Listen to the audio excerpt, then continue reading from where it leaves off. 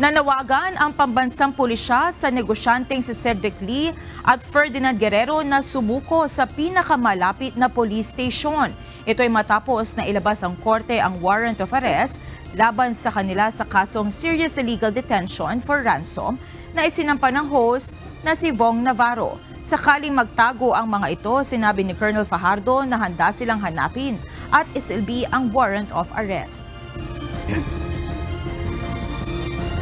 The PNP and other law enforcement agencies will initiate appropriate police action to account and serve the said warrant of arrest against kay Ginoong Lee at Guerrero po.